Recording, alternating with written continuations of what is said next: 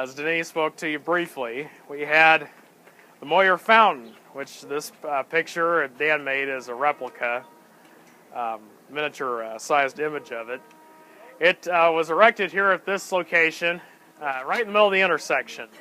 You can still kind of see that little circular bump in the road where the foundation was at the base, and it was dedicated in 1893.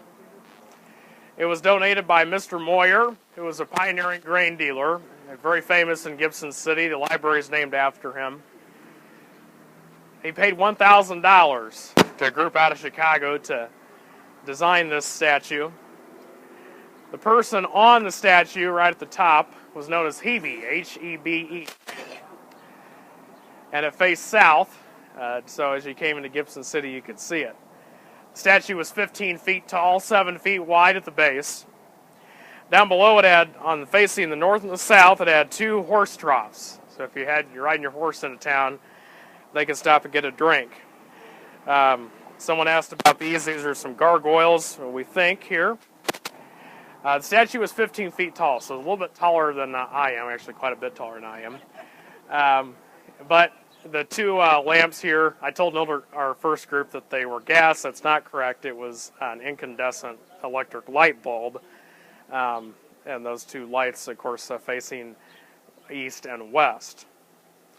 When they had the dedication ceremony for this statue, it was a magnificent ceremony. They had a giant quilt that was presented to the city. They sang patriotic music, said the Illinois state song, which not too many people are actually familiar with that. And it stood at this intersection for about 33 years, 1893 until 1926. That was when the advent of cars came about, and it was decided that having a roundabout here at this intersection wasn't exactly the best. At that time they moved it to the North Park, and after that there's not a lot of documentation that we know of as to what happened to it. We do know it was subject to neglect. It was not taken care of, and it was vandalized. Parts were broken off of it. And it's believed that during World War II that the statue was sold as a scrap drive as part of World War II. That's one thing that's been, some people believe that's what happened. We do know they had more than one scrap drive that took place in Gibson City for the government at that time.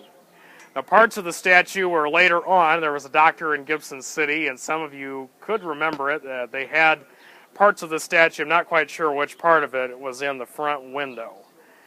And so after the statue was removed, 1926 in December, this intersection was the first intersection that was used for constructing the Christmas tree at downtown Gibson City. And they did that for a few years, and then they had a long hiatus, and then just a few years ago, they put it back up where the railroad crossing was. So, hope you all enjoy your tour. If you want to take your picture next to the statue, you can.